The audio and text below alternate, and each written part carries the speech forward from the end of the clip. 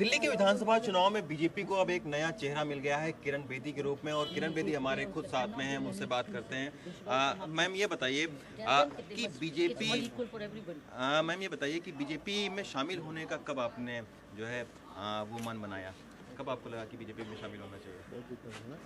वो घड़ी मैं भी ढूंढ रही हूँ लेकिन जो मेरी अवर्शन टू पॉलिटिक्स थी वो नए नेतृत्व से मेल्ट होने लगी थी, पिघलने लगी थी, क्योंकि एक नया नेतृत्व, एक नैतिक नेतृत्व, एक डिसाइसिव लीडरशिप, एक विजनरी लीडरशिप जो पुकार रहा है देश को कि आओ मेरे साथ खड़े हो जाओ, मैं देश को आगे ले जाऊंगा।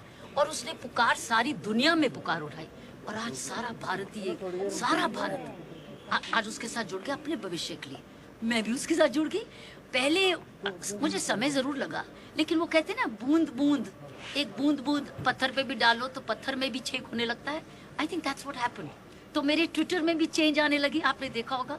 तो I think it's been a development, it's an evolution. ये इवॉल्व हुआ है, ये सडनली नहीं हुआ है।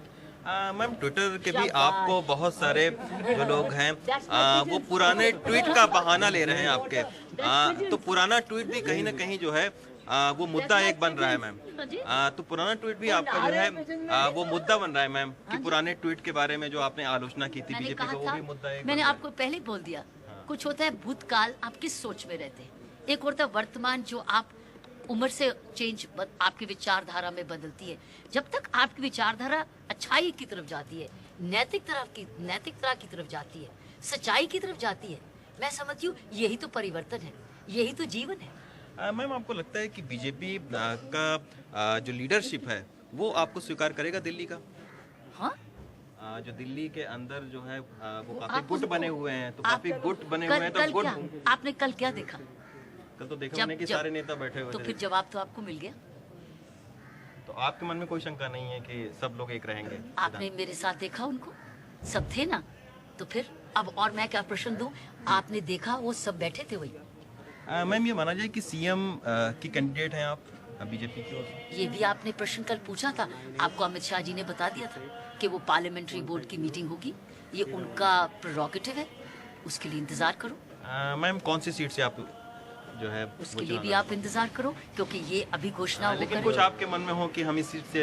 अभी मेरा मन बड़ा फोकस्ड है कि हम हर ऐसा कार्य करें जिससे इस शहर को एक strong, corruption free, sensitive, inclusive, जो सबको लेके चले, गरीब को भी लेके चले, पढ़े लिखे को भी लेके चले, युवा को भी लेके चले, रिटायर्ड को भी, महिलाओं को भी, और एक विश्वास पैदा करे इस शहर में। जैसे इस देश में विश्वास, नई उमंग जागी, ऐसी दिल्ली में भी एक विश्वास और उमंग जागे। इस वक्त मेरा फोकस इस पर है। मैम केजरीवाल के बारे में कुछ कहना चाहेंगे? क्योंकि कई जो है वो ट्वीट किया है कल से उन्होंने आपके बारे में। धन्यवाद। तो निश्चित तौर पर किरण बेदी अब एक नया चेहरा जरूर बीजेपी की है, और सबसे बड़ी चुनौती उनके सामने यही होगी कि कैसे इस दिल्ली के विधानसभा चुनाव में पूरी बीजेपी को इकट्ठा करके और चुनाव ये लड़ा जाए। तो अब देखना होगा कि आखिर किरण बेदी के आने से बीजेपी क्या दिल्ली का किला फतेह कर पाती है कि नहीं, ये एक सबसे बड़ा सवाल है। दिल्ली से कैमरा पर्सन अश्विनी मेहरा के साथ रविशंकर शुक्ला, एनडीटीवी इंडिया।